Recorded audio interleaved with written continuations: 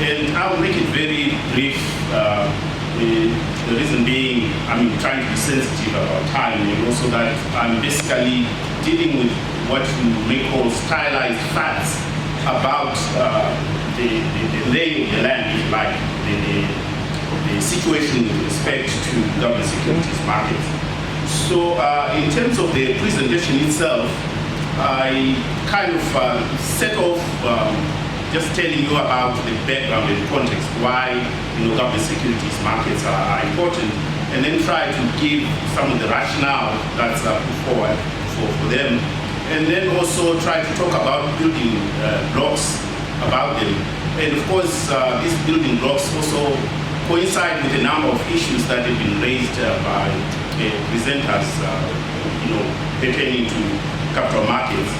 And then I try to also just very briefly indicate what the situation is with respect to the state of local currency bond markets in the region. And in this case, I just kind of took advantage of some other work that I was doing related to MEFNI. So I kind of used to draw some examples from MEFNI countries. And then I throw in there some sort of supplementary information which I don't have to go through, but this is essentially just to give, for those of you that may be interested, a flavor of some of the empirical work that has been done in this area. So in terms of background, of course a major issue that from government's perspectives is the debt management, and the main objectives of debt management are of course to secure government financing at the least cost but within tolerable risk limits. And then another secondary objective is to develop markets. And usually, maybe there's less emphasis on this because there has been, but of course now it is actually a line of work that keeps us very busy. And especially given that there is a change in the development finance landscape. Because as you will be aware, many of the developing countries used to depend on a lot of donor assistance to finance their development projects.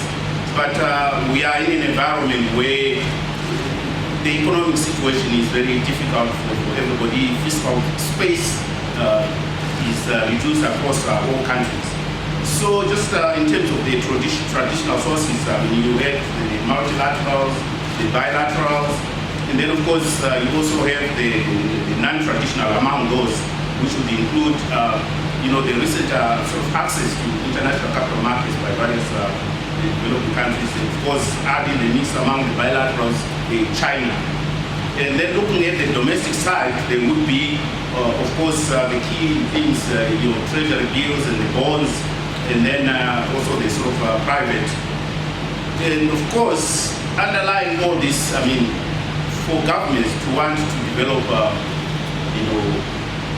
government securities markets, it is because a need has arisen. Because in the past, I remember when I started working at the IMF as a macroeconomist,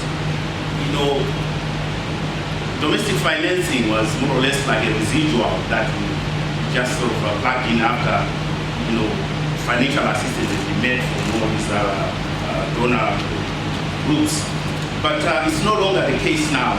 Countries actually have to think of mobilizing resources locally. And of course, I just thought I would also throw in there just to make a contrast that the kind of assistance they have historically received from multilateral creditors have got very generous terms. And as you can see from this chart, and I won't go through all that, but I just want to underscore the fact that look at the maturity profiles, the grace periods, and the level of interest. And of course, you want to contrast that with the fact that generally domestic sources of finance, would be initially quite expensive for these countries. And there are situations where when things were good, when there was all this access to concessional financing, it would be very difficult to justify the need to develop a domestic government securities markets. But because of the general developments in the world economy. Well, and of course, most recently, you can talk of the recent financial crisis, which actually reduced a lot of the fiscal space for even the donor community. And of course, the fact that many of these countries, many developing countries have also sort of fallen out of either eligibility for concessional financing. So they have to really think of getting financial assistance. But if you go back a little bit in history, in the mid-2000s, where there was this significant debt reduction through the HIPIC program, where countries received debt forgiveness. But if you look at the picture now, there seems to be some kind of U-curve. I mean, in that debt levels in these countries are rising. And of course, what is troublesome would be the dynamics of this particular debt, in that the risk elements associated with some of this debt can cause a lot of problems for countries. Which is why, I mean, there's been a lot of emphasis on, appropriate debt management strategies, which take into account the risks associated with various financing options. This is just a graph to show you the decline. I mean, this is taking just many countries, the decline in the kind of grants, that they have been receiving from the international community. And again, this is also just showing you an increase in domestic borrowing in the countries, because each country has its own sort of circumstances, but generally you see an increase in that kind of activity. So I guess for a lot of these countries, the idea is, okay, you have these development needs, I mean the savings investment gap that we used to talk about. So how do you break that cycle of you being, having an underdeveloped financial system to try and generate resources from it? Also in a situation where you've been relying on rather dwindling domestic, the external sources, and also associated with that sort of external financing in some cases is vulnerability to shocks. And of course you have just an experience of the Asian countries during the most recent crisis. Those of them that have developed their domestic markets, at least they weathered the storm relatively better than others. And in terms of instruments, again, for the domestic instruments, I mean, the broad sort of category that you have there would be between the treasury bills, which are the no more than 12 months, and then the bonds, which can have various maturities. And then within the sort of short-term end, you also have the unplanned kind of borrowing that countries often end up with. This includes borrowing from commercial banks, and then also accumulating arrears. And so these are the kind of issues that some countries have to deal with. So why is it necessary to think of developing these markets? Obviously, given the background that they are facing, first of all, diminishing access to concessional financing, and then of course the fact that some of this external financing, to the extent that there are foreign currency risk, it sort of speak to the original sin, which essentially suggests that their inability to borrow in their own currency. So there is an imperative for them to develop their own markets. And then of course, relative to all the discussion that has been going on here in terms of price discovery, and also sort of setting a sort of reference for the pricing of financial assets, it is important that some benchmark be developed around which then pricing sort of sets off for other financial issues. And of course, we used to call, this used to be called the zero risk sort of weighting on government debt. But of course, some will argue that after this, and the discussions that have been going on in Europe, whether it's really zero risk or not. But all in all, at least the government debt still seems to be a relatively good risk. And of course, it is also a way, because if you have this savings investment gap and the idea is to mobilize resources, and you have institutions like pension funds and insurance, which would normally be inclined, given the right circumstances, to invest longer term because of the maturity profile of their liabilities. So the idea would be to set that up, and of course, with the benchmark pricing, sort of set off the development of other sophisticated instruments, and also provide better conditions for risk management. And then, of course, compared to some of the donor assistance that they've been receiving, well, the thing is, domestic sources of financing, they are quickly dispersed, and you don't have to go into all the sort of conditionality, either to associate it with external financing. And then, of course, a theme that has been sort of mentioned by some earlier presenters, that Africa sometimes seems to be a net exporter of capital. So, I mean, people have to think of ways of capturing some of this capital by creating the appropriate environment with the appropriate instruments that can enable that to take place. But of course, like anything else, like any policy, there are always trade-offs, so you have to balance things. So the fact that you are borrowing domestically, and as I mentioned earlier, there are cost implications initially, at least the cost will be relatively high. In fact, if you compare the kind of interest rates that they pay on some of the external finance and the ones they pay for domestic, the domestic ones are much higher. But it is a cost worth paying, assuming that, of course, in the medium term, the expectation is that the cost of borrowing under these kind of conditions would go down.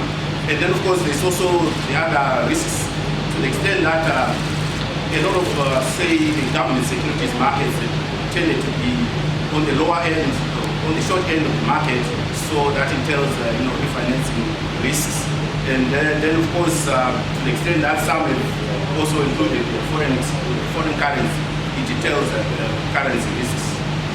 And one of the other challenges that one comes across in the history of the development of government securities was that in the era of financial depression, there used to be things like asset distribution, whereby pension funds or insurance are mandated to invest specified portions of their assets, and this kind of, and more so in an environment where the pricing is kind of not market related.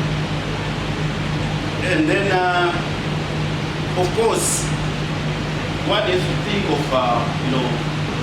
if you are going to develop the domestic environment for that. So, a lot of work, in fact, the G20 sort of mandated the World Bank and the IMF and perhaps other IFIs to promote the development of local currency bond markets, and various streams of work have been taking place, and including even guidelines by the IMF and the World Bank. And as we speak, there is some ongoing work to really revisit some of the issues that need to be addressed in trying to build these markets.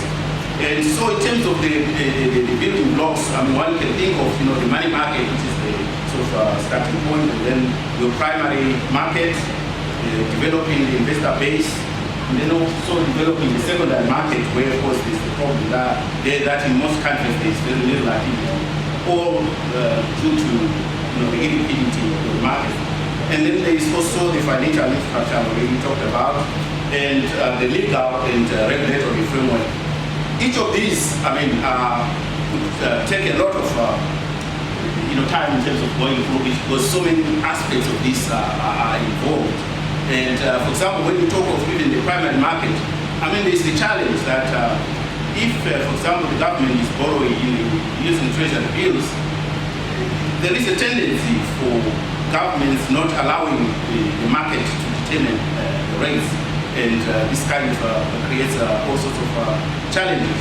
And then you also have situations where, in addition to meeting financing needs through, say, treasury bills, some central banks may need,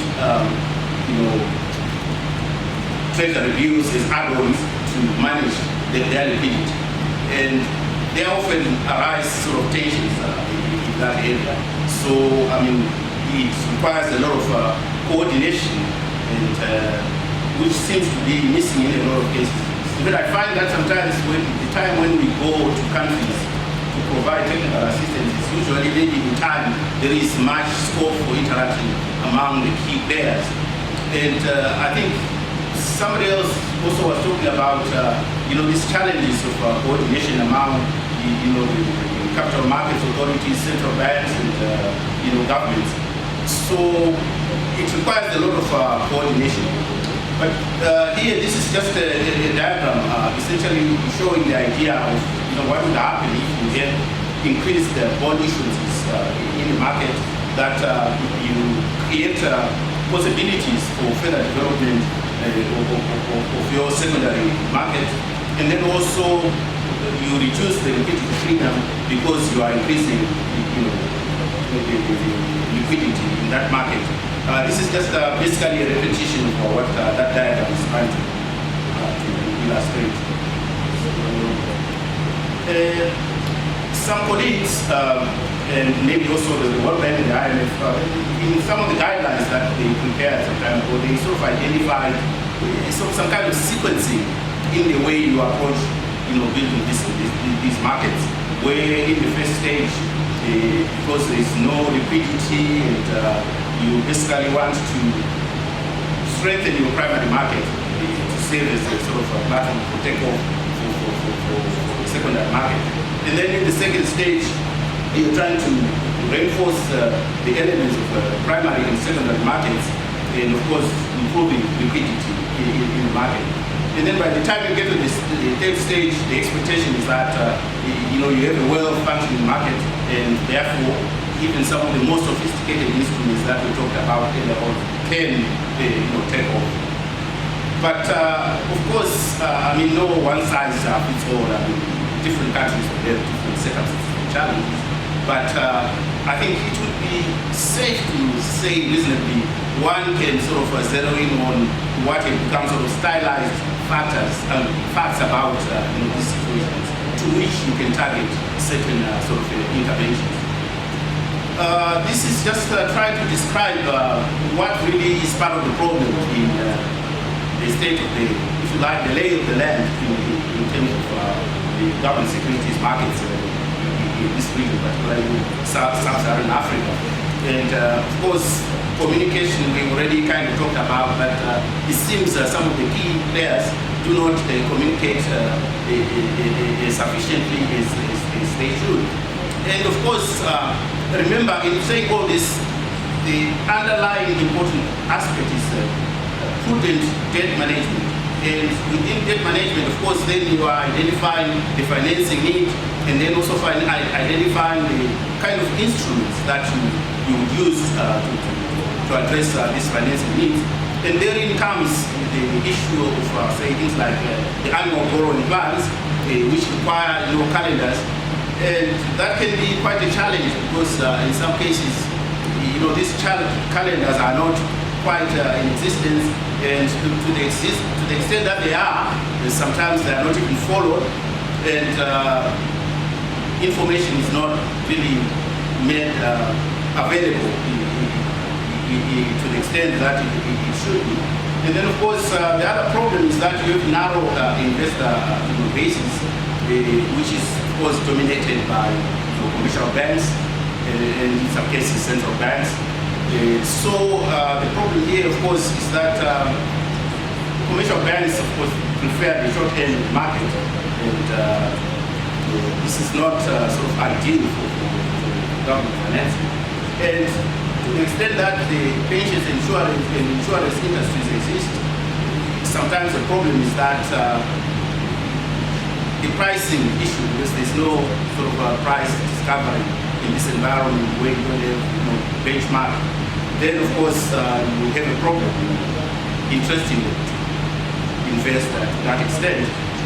And then, of course, the other issue, some people would argue you need a lot of foreign investor participation, but I would argue that at least you need to start with the domestic, get it right first, and then you would then appeal to foreign investors. And investor relations is quite an activity which requires some commitment and resources and communication on the part of the government.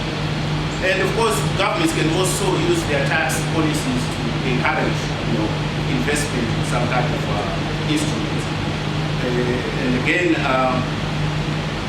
transparency, as part of debt management is going to be a very important thing, because to the extent that, of course, your macro picture is very strong and positive, and you show transparency in your operations, I think this does well for you in terms of the market's perceptions of what kind of risk you are. And you can even see that in the case of the countries, what has been happening in the positive sense that they actually have issued calendars and actually follow them. And but of course, you also have had some cases where the kind of management of these issues processes have not inspired confidence, and of course the market then reacts to that. And among these issues are the issuance mechanisms, because as a debt issuer, of course the governments are concerned about costs and implications, but of course to the extent that they overly focus on that, to the extent of destroying the market, then it's not going to be easy. It still remains an important source of financing. But given the kind of environment that's there, countries have been forced to go to the international market and issue bonds. And of course, a major issue that really underlies all this is prudent macroeconomic policies, wherein, of course, you also have to include increasing the level of tax effort, so that at least you reduce your financing need in that sense. These are just references I threw in that use some of the two databases that I mentioned for those that are interested. And the other aspect that I added is just an example of the kind of reasons for borrowing that some of the countries have done outside. This is in the international markets, but of course, sheer force of circumstances, because this is what they have to do. But unfortunately, not always in the best way, because countries have not necessarily always received the best terms for this. And this also just gives you kind of some issuance results in the international bond markets that some countries have undertaken. So, and the other part that I threw in is just a little bit of empirics based on those databases, which is to say, well, countries that are large tend to have a wider investor basis, and countries that have deeper financial markets, of course, stand a better chance in this area, and also just fiscal prudence and the macro environment, and the sort of institutional issues, some of the issues that have already been talked about. I think on that note, if I may just allude to one or two things that I sort of picked up in the conversations that were taking place in the earlier sessions, where there was an appropriate emphasis on financial inclusion. Of course, it seems that sometimes the efforts towards that are not sort of coordinated. Then you have different stakeholders doing their own thing. And similarly, to what was mentioned about the challenges that equities markets have in influencing the other key players. So I think this basically calls some more coordinated and integrated approach in addressing these issues. On that note, Thank you.